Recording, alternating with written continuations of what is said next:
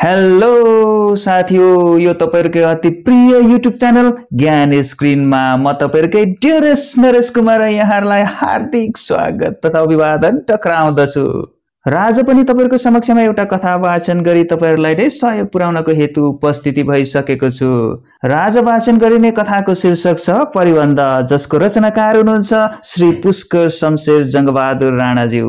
आउनुस् सुरु गरौँ। Subscribe to this channel and press the bell icon. परिबन्ध। रने र उसकी स्वास्नी सेती बेलुका इष्टमित्र कहाँ गएका थिए। उही खानपिन प्रशस्त भयो। उसैले घर फर्केपछि पकाउने लन्ठा नपरेकोले झमक्क भएसम्म बारीमा नै अलमल गरे। घरभित्र पसेको एकछिनपछि उनीहरूको सुत्ने बेला भइहाल्यो। रने धुस्स फुलेको थियो, त्यसैले सेती अनेक कुरा उठाई उसँग एक दुई शब्द खोल्नपट्टि थिए। हाम्रो भित्र त यसलाई ढिकिच्याउ भन्छ, तपाईहरु के भन्नुहुन्छ ह? कोनी के भन्छ? यसले त कपाल चोर्छ रे हो।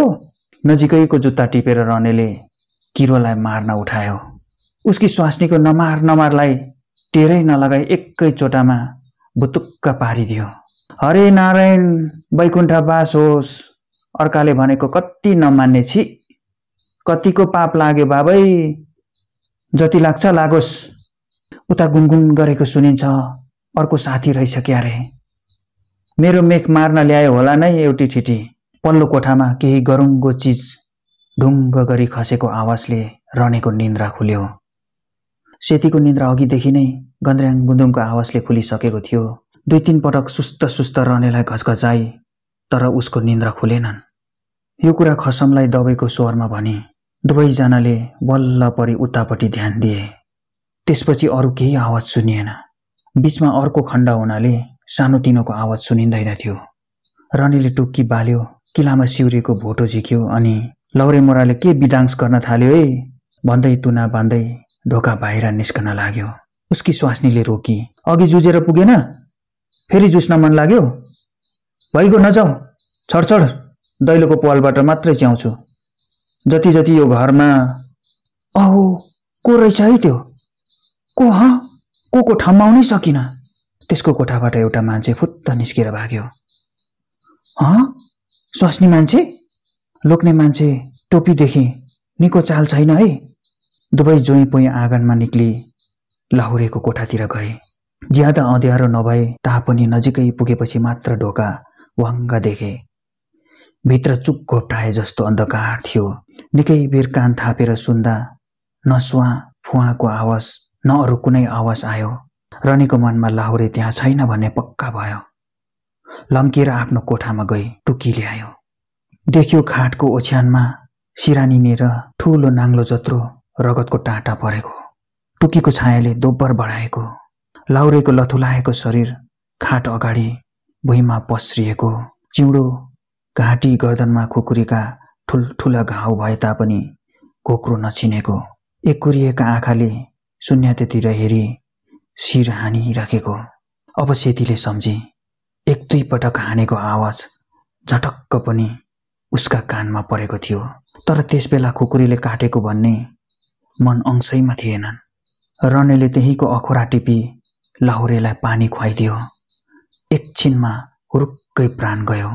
पानी सुबिस्तासँग निलियोस् भनी लाहुरेको मुन्टो सोझाउँदा कहाँ कहाँ रगत लाग्यो रनेले पत्ता पाएन।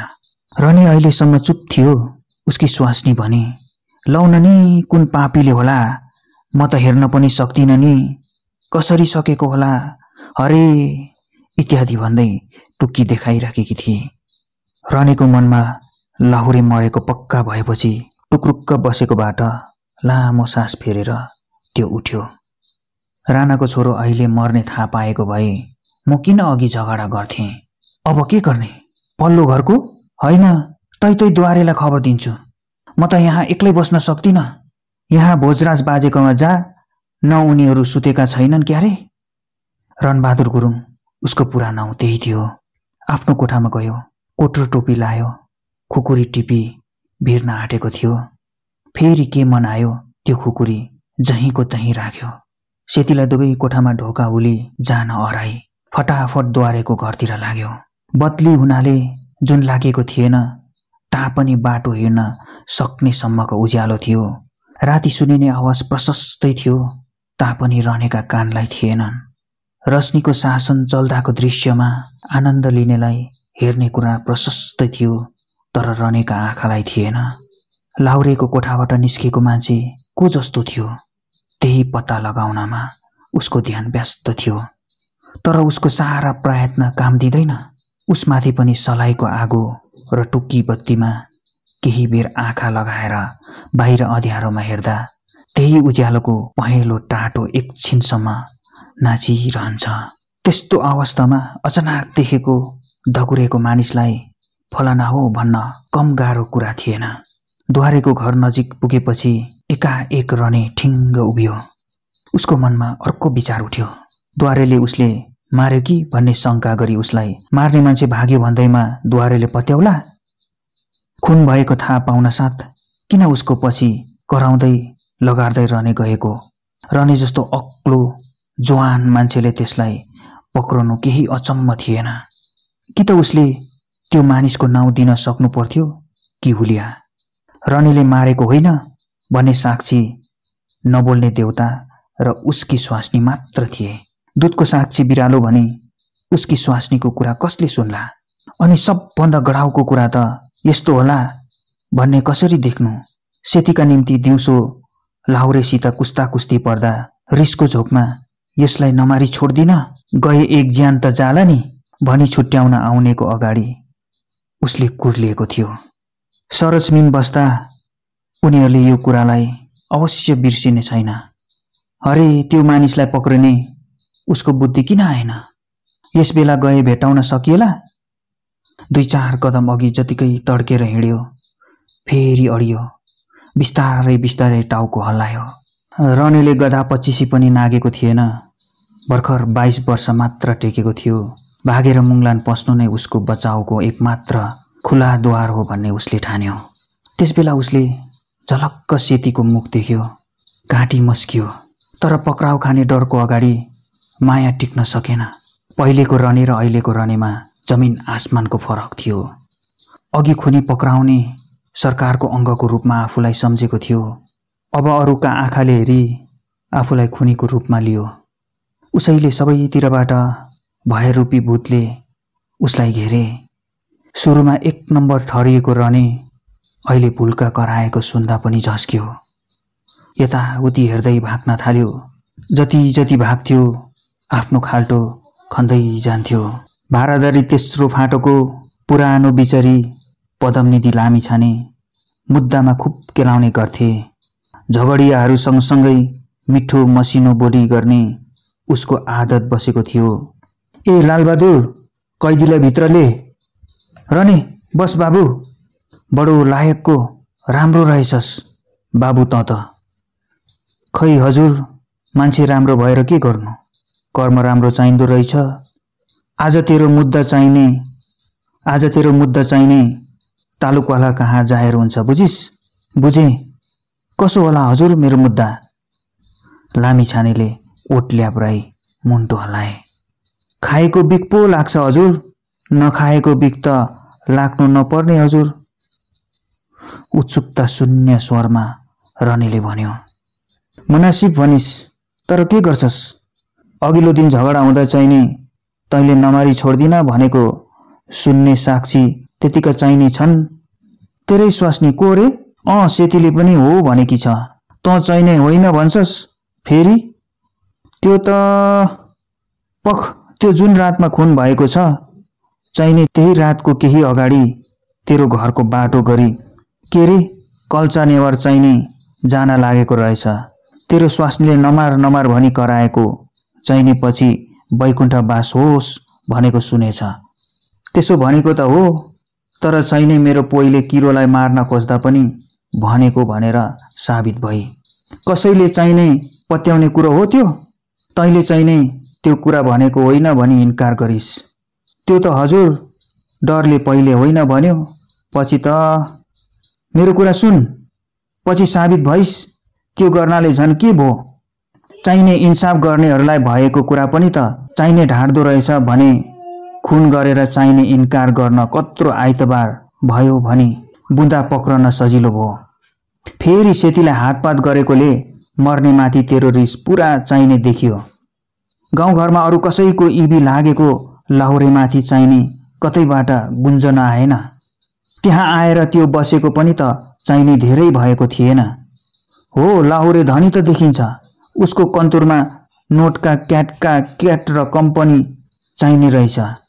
तर चोर्नको निम्ति गरी चाहिने कसैले मारेको हो कि त भन्नलाई पनि कुनै माल चोरिएको देखिएन।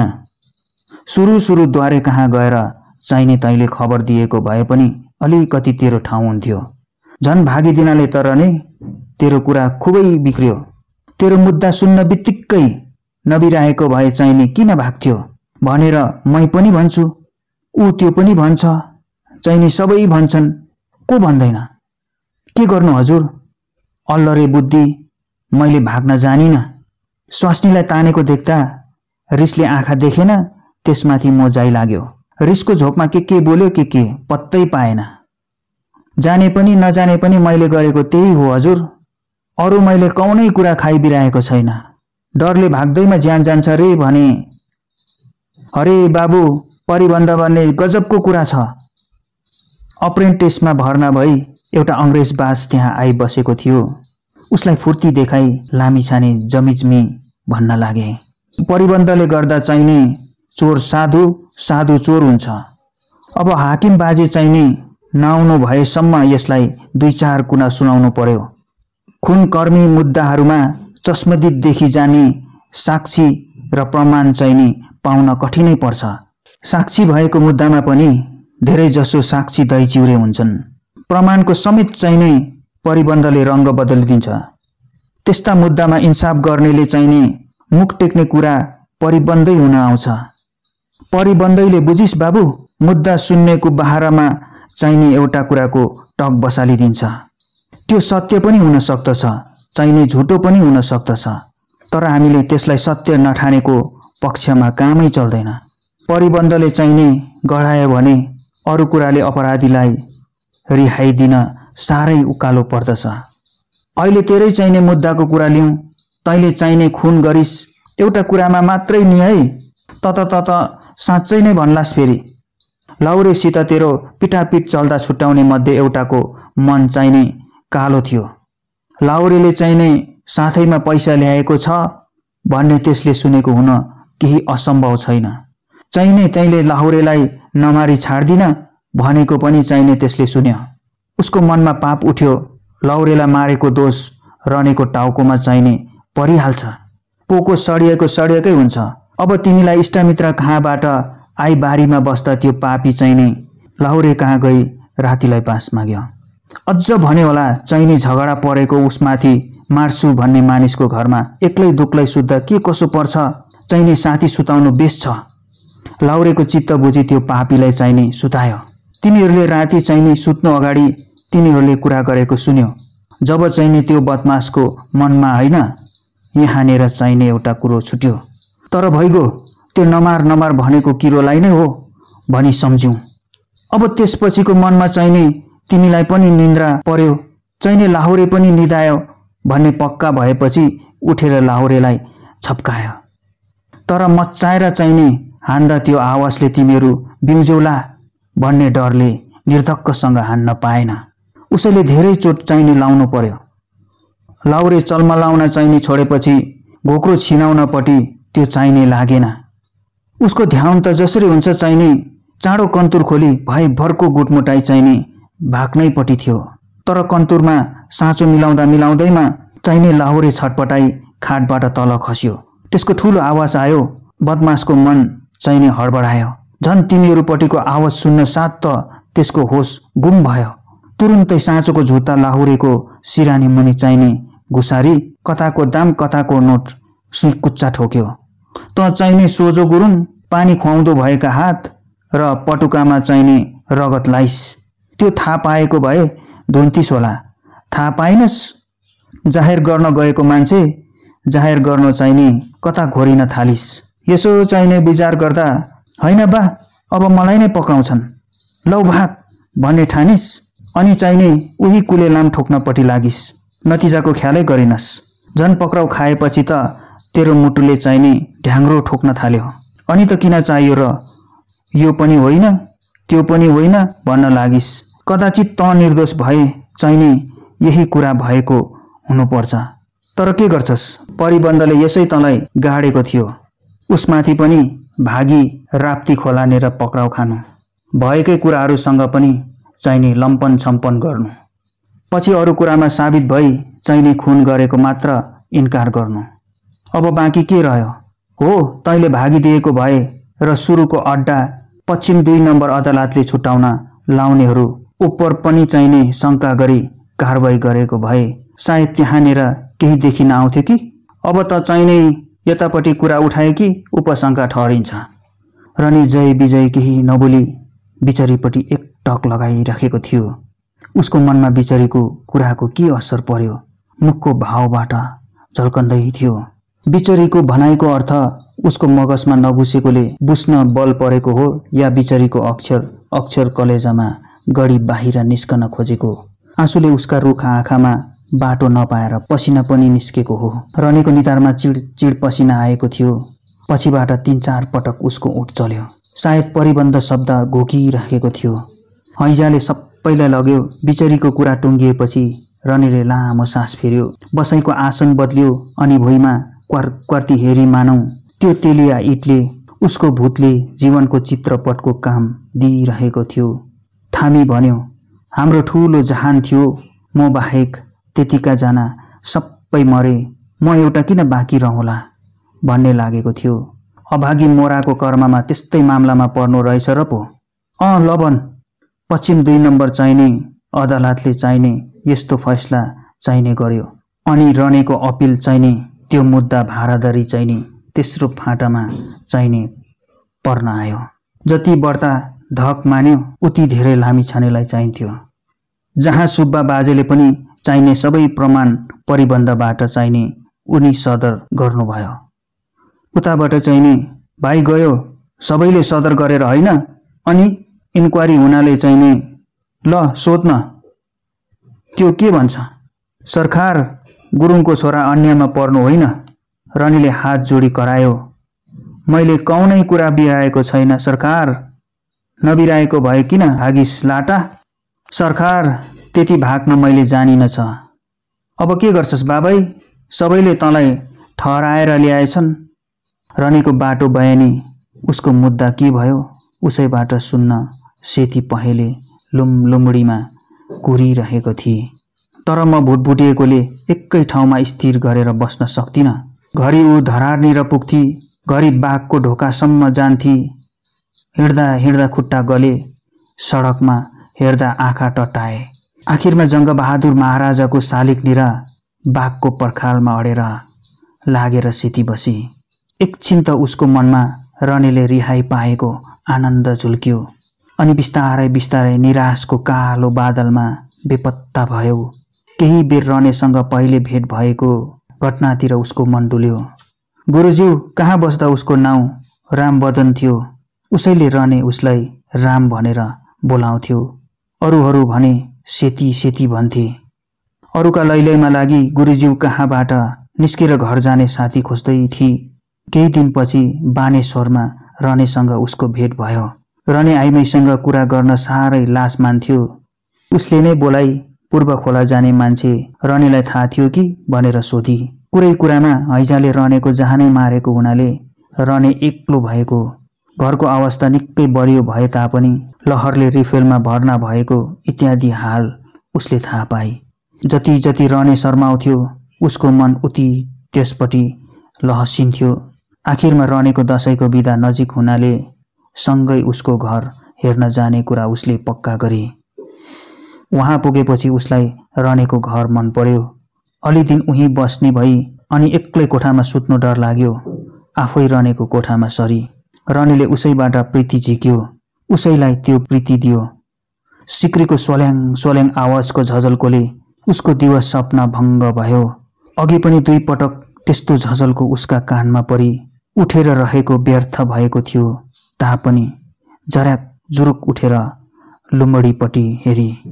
नभन्दै उताबाट अरू मानिसको बीचमा लेनको सिक्रीमा बाँधिएको डोरो दुवै हातले माथि उठाई रने बिस्तारै बिस्तारै आउन लागेको रहेछ। 4 वर्ष अगाडि पहिलो पटक त्यो तमासा देख्दा उसको छाती रहेको थियो। जे कुरा पनि अलिअलि गरेर पस्दो रहेछ। अहिले त्यो दृश्यले सेतीलाई एउटा हल्का चस्का मात्र दियो। गजब, अघिको सेतीको खुल्दुली कहाँ गयो?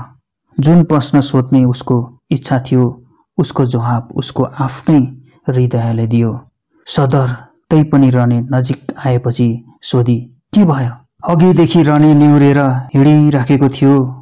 सेतीको स्वर सुनेर पुलुक्क उसको मुखमा हेरी थामियो। केही बिर्सेको अनुहार लगाई सेतीलाई हेरिरह्यो। सेतीले दोहोऱ्याएर सोद्धा मात्र जवाब दियो, सदर भो। सेती बिना आँसुले रुन लागि। जान्दे, क्षितिजतिर हेरी सिक्रीको डोरी हातमा बेर्दै रहनेले भन्यो, जन्मेपछि एक दिन मर्नुपर्छ, ढिलो चाँडो मात्रै हो। अब दीर्घमा बुझाउला। परिबन्ध भन्दो रहेछ। परिबन्ध भन्या क्या हो क्या हो? फेरि स्वास्नीतिर फर्केर भन्यो, म यस्तो भइहाल्यो राम। तँलाई जहाँ बसेर रनेको चिउडोमा केटाकेटीको भर्याङबाट लडेको खत थियो, त्यही खत वरिपरिको मासु चाउरेर काम्यो। नाकको पोरा फरफरायो। आँखा भने सुक्कै थिए। सुक्खा हुन्छ, बसेर खोइ जिउ गर। रने 1-2 कदम अघि बढ्यो। फेरि अडी सेतीतिर फर्केर हँसिलो मुख लगाई भन्यो, मलाई एउटाको कुरा सन्तोक भयो। रेजिमेन्टले मैले मारेको ठाने पनि तेरो मनमा त म चोख्खै छु होगी। सेतीले टाउको हल्लाई। त्यति भए मलाई पुग्यो। रने गएको सुनि पछ्यौरीबाट मुख छिकी सेतीले हेरी। सोर्ल्याङ सोर्ल्याङको आवाज झन सुस्त सुस्त हुँदै गयो। तर रनेको लामो गर्दनमा गलबन्दी नाचेको उसका आँखामा घुम्न र मलाई एउटा कुराको सन्तोक भो भन्ने बोली उसका कानमा गुन्जन छाडेन। उसको कलेजाका खाटाहरू उम्के। अघि रनेले कुरा गर्दा पनि नगरेको आँसुको बलिन्द्र धारा छुट्यो। आवाज सुनिन छोड्यो, रने देखिन छाड्यो। तैपनि सेतीले आँसु नपुछी एकनाससँग उतै हेरिरही। कथा सकिएको छ। हवस् त साथीहरू, आजलाई भने यति नै। फेरि पनि अर्को कथामा हामी पुनः भेट हुने नै छौँ। तबसम्मका लागि बिदा दिनुहोस्। नमस्ते।